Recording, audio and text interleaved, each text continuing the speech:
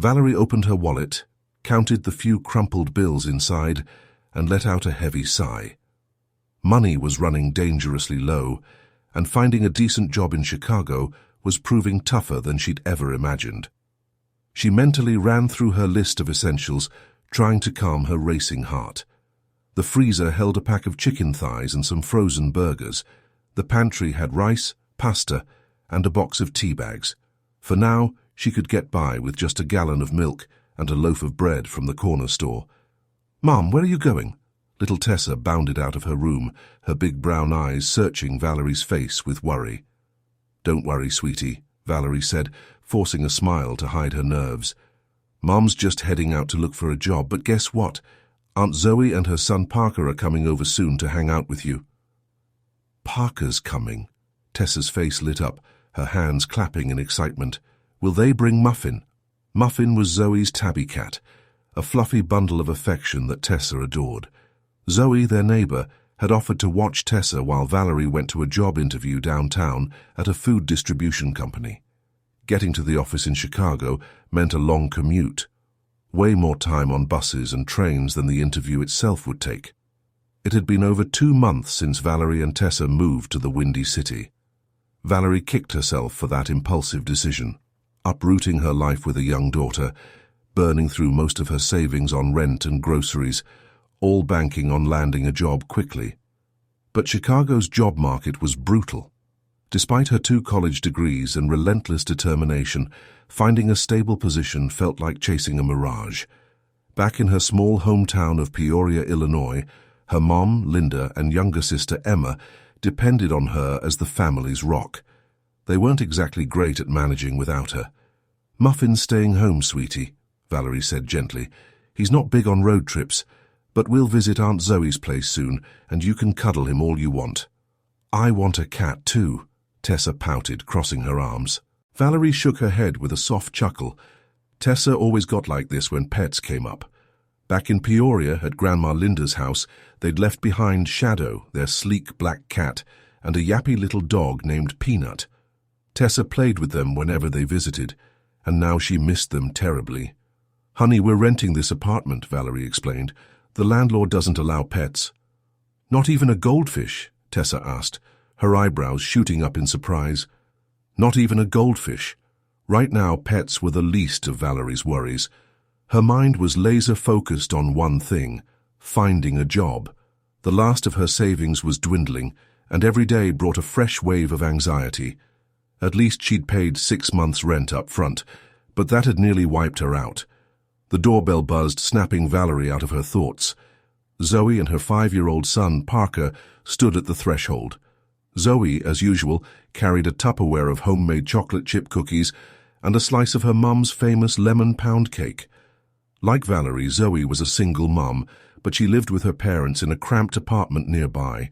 Saving up for a place of her own in Chicago was like trying to win the lottery.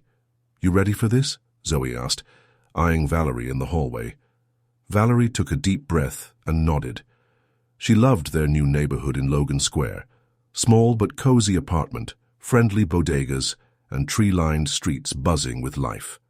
Chicago felt like a living, breathing beast, full of unwritten rules she was still learning. All she needed was a little grit and patience to make it her home. She slipped her hand into her blazer pocket, feeling the small bottle of calming lavender oil she'd tucked there. 2 hours until the interview. Maybe, just maybe, today would be her lucky day. Valerie's nerves were frayed. This job wasn't just about her. It was about Tessa's future, too. She had to push past the fear and focus. "So what's the job?" Zoe asked, popping a stick of gum in her mouth. "Assistant manager," Valerie replied. "It's a company that supplies groceries to local stores. Sounds like they're desperate for help, so they're hiring fast." "Pay any good?" Zoe asked. She wasn't job hunting herself. Her parents still worked and helped cover her and Parker's expenses. "They said it's enough to start," Valerie said, her voice tinged with doubt. "If they don't bump up the salary later, I'll have to keep looking." "Don't stop looking now," Zoe advised, snapping her gum. "Always have a backup plan." Valerie nodded, though she hated the idea of job hopping before even landing one. It felt disloyal, like she was betraying a boss she didn't even have yet. She knelt to tie her sneakers, then kissed Tessa's cheek. Looking at Zoe, she felt a rush of gratitude. "I don't know what I'd do without you," Valerie said sincerely. "You're a lifesaver." "Girl, you helped me out too," Zoe grinned, offering her a peppermint candy from her purse. Valerie tucked the candy into her blazer pocket next to the lavender oil, her good luck charms for the day. The interview loomed like a high-stakes game, its outcome impossible to predict. In the past 2 months, she'd been to a dozen interviews. 2 degrees, some solid work experience, and still nothing. Only one company bothered to call back, just to say she wasn't a fit. Each rejection chipped away at her hope, replaced by growing panic. But she couldn't let fear win. She had to stay calm for Tessa. 15 minutes later, Valerie was on a CTA bus headed for the Blue Line. Another 10 minutes, and she switched trains at Clark Lake. The office was downtown, a trek that didn't faze her. She'd sacrifice hours for a chance to provide for her daughter. No trust fund, no rich relatives, just her own hustle. Checking her watch, she relaxed slightly. She had enough time to grab a quick drink before the interview. Coffee was out, too jittery. Tea would do. On the train, Valerie double-checked her bag. Resume, references, ID, all there. She sighed, glancing at the other passengers. They seemed so carefree, scrolling on their phones, not sweating a make-or-break interview. Half an hour later, she stepped off at the Monroe station and spotted the sleek office building across the street. With 30 minutes to spare, she ducked into a nearby Starbucks. Ordering a chamomile tea, she settled at a corner table and stared out the window. Chicago pulsed with energy, honking cabs, rushing pedestrians, a city that didn't care about her struggles. In her few months here, she'd learned one thing. Nobody hands you anything, except Zoe. Thank God for Zoe. Sipping her tea, Valerie rehearsed her pitch. She'd mention her top performer bonuses from her old job at a Peoria grocery chain and the extra incentives she'd earned for smashing sales goals. Those had to count for something. She opened her eyes, glancing outside, when something caught her attention. Across the street, on a sweltering August afternoon, the humid air thick and heavy, an older man clutched his chest and slumped against a brick wall. Without hesitation, Valerie tossed a few bucks on the table and bolted out of the cafe. Dodging traffic, she reached the man, who was clearly in distress. Passers-by kept walking, not even glancing his way. Valerie's heart sank at the city's indifference. "Hey, are you okay?" she asked, kneeling beside him. He groaned softly, clutching a manila folder. She gently set it aside and loosened his tie. Grabbing a water bottle from her bag, she held it to his lips. The August heat was brutal, the pavement radiating warmth. No wonder he'd collapsed. "Pills. In my briefcase," he rasped. Valerie rifled through his leather bag, her hands shaking, until she found a small orange prescription bottle.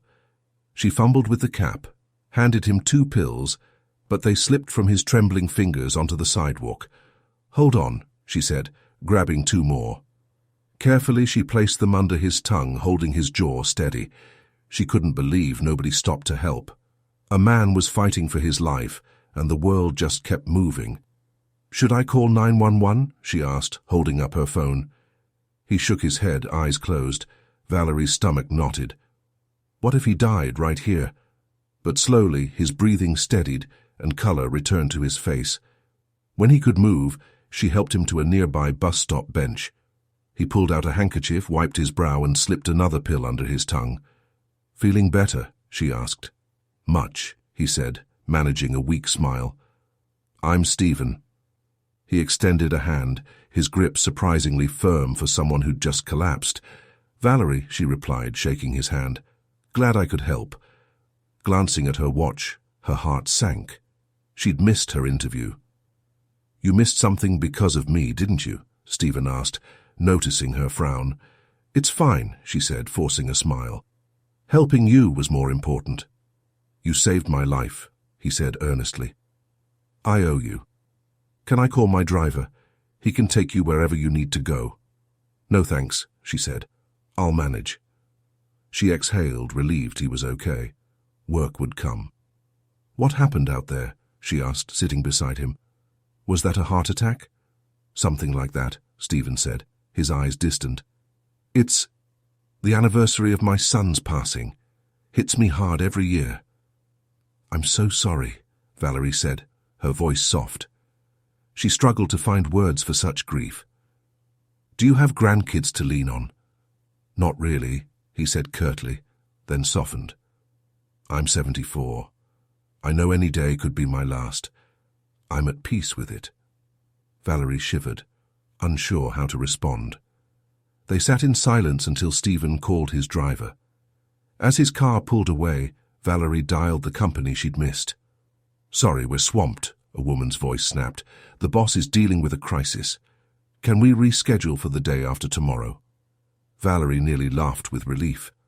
A second chance. Maybe even the big shots had their own drama. Back home, she hugged Tessa and suggested a park playdate with Parker near Buckingham Fountain.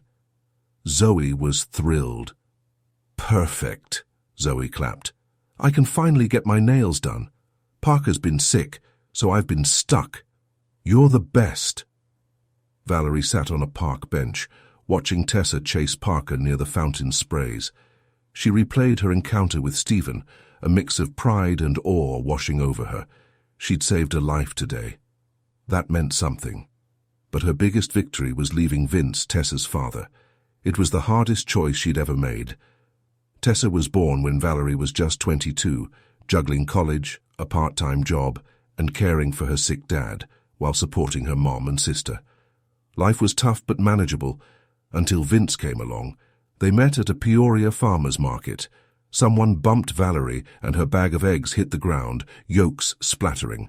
Frustrated, she knelt to clean up when a slurred voice cut through. Watch where you're going, clumsy. She looked up to see a drunk guy sneering at her, the one who'd bumped her. You pushed me, she shot back. Standing there like a damn statue, he mocked. Move it, lady. Before she could respond, another man stepped in, holding a pineapple and glaring at the drunk. Apologize to her or you'll regret it, he said calmly. The drunk scoffed but froze when the stranger squared his shoulders, fists clenched. Muttering an apology, he tossed Valerie a few bucks for the eggs and slunk away. That was Vince. Brave, charming, and quick to stand up for her. She was smitten. They started dating, and for a while she ignored his temper, chalking it up to protectiveness. But after their wedding, the red flags grew impossible to ignore.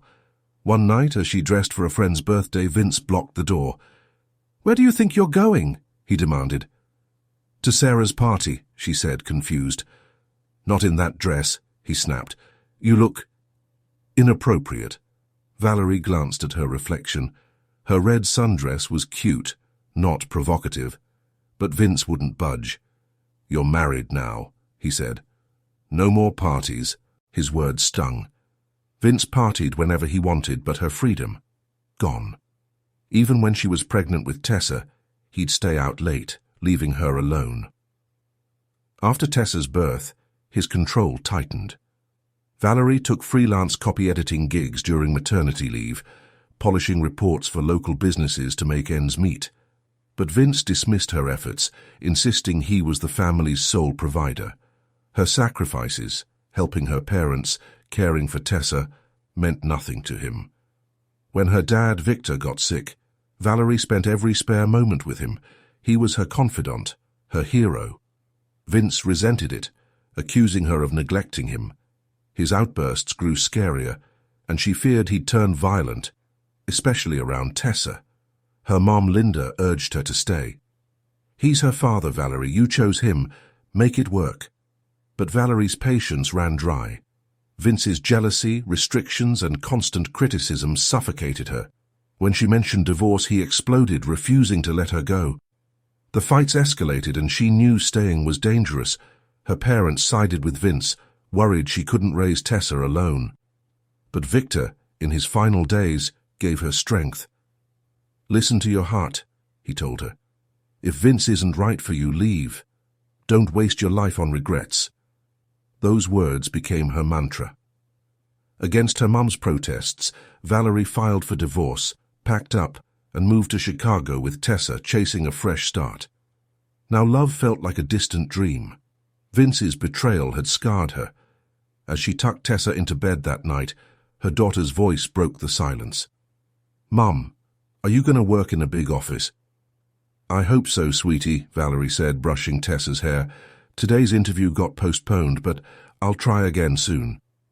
"If you really want it, they'll pick you," Tessa said confidently. "I think so too," Valerie chuckled. "I have a dream, Mum," Tessa said, yawning. "I see us at an ice cream shop eating sundaes together." "That's an easy one," Valerie laughed. "Once I get a job, we'll hit the ice cream shop every weekend." Tessa grinned and drifted off. Valerie sat beside her, guilt gnawing at her. She couldn't even afford a $3 sundae right now. She hated letting Tessa down. The next morning, Valerie woke early, determined to make the day count. She whipped up pancakes with the last of the milk, Tessa's favorite. Their apartment was modest, but it was filled with love, and that mattered more than anything. After breakfast, they strolled to a nearby playground, Tessa giggling as she splashed in a fountain. Valerie watched, her resolve hardening. Leaving Peoria was the right call. Back there, Vince would have hounded her, and Linda would have pressured her to reconcile. Here, she controlled her own path. Valerie knew little about her dad's family. Victor had mentioned his parents disapproved of his marriage to Linda, cutting contact after. Valerie didn't even know if her grandparents were alive, but she'd always wanted to meet them, to understand their story. That evening, she prepped for the rescheduled interview. This was her shot. Failure wasn't an option. Her bank account was nearly empty. She walked to the bus stop to save on fare, her stomach in knots. At the office, she sat in the waiting area, feeling out of place among the sharp suits and polished briefcases. She smoothed her simple blouse, doubting herself. A young receptionist checked her name and pointed to a door. "You're up," the woman said with a smile. Valerie stood, took a deep breath and walked in. Behind a massive desk sat an older man. Her jaw dropped. It was Stephen, the man she'd helped on the street. "Hi, I'm here for the interview," she said, her voice shaky. Stephen's face lit up. "No way, it's you. What a coincidence."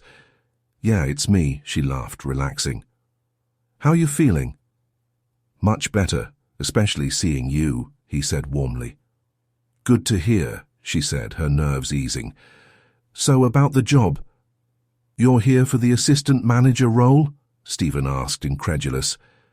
"How has someone as kind and sharp as you not been snapped up already?" Valerie blushed, hope flickering. Stephen seemed genuinely kind. "Can I see your resume?" he asked, then grinned. "Though, honestly, I'd hire you on the spot."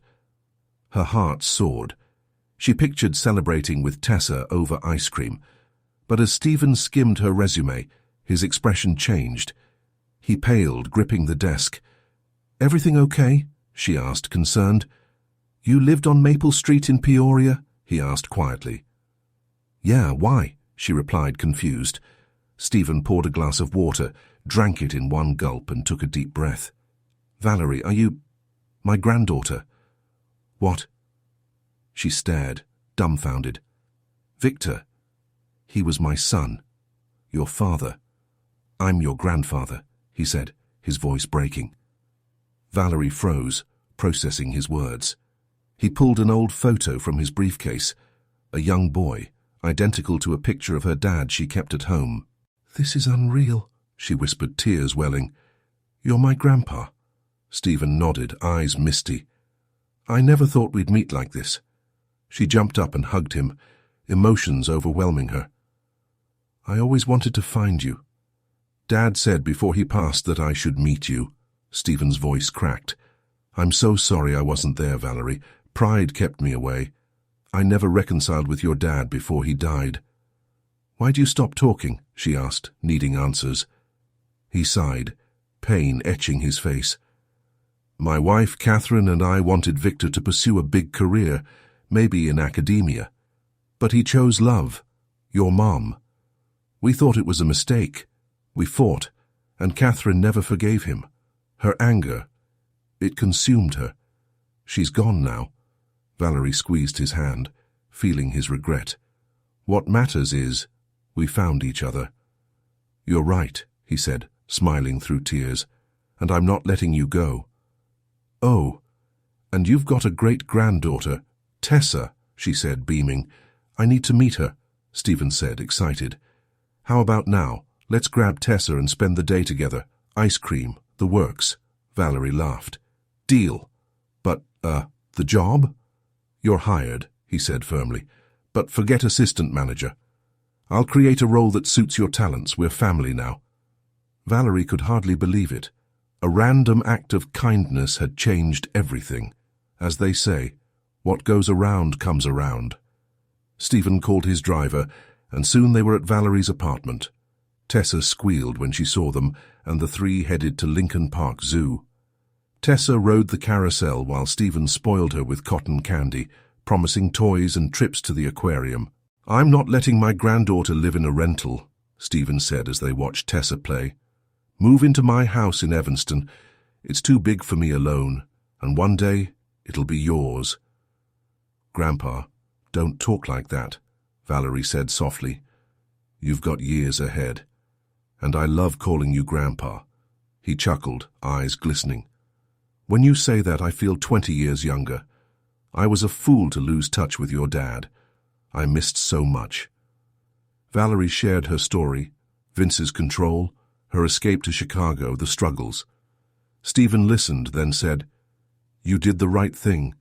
If you hadn't come here, we wouldn't be here now. I'm so grateful. Me too, she whispered, hugging him. Months later, Valerie and Tessa moved into Stephen's sprawling Evanston home. She took on managing his household and started learning the ropes of his food distribution business. 5 years later, Stephen retired, handing the reins to Valerie. She thrived, her resilience shining. Tessa enrolled in a top private school, her grades dazzling. Valerie's life had transformed. Leaving Vince, moving to Chicago, it all led to this happiness she'd never dared dream of. Linda visited often, slowly warming to Stephen, though old wounds kept her from moving closer. Some hurts linger. Valerie knew now. Every choice, every risk had been worth it. She'd found not just a job, but a family, a purpose, and a home.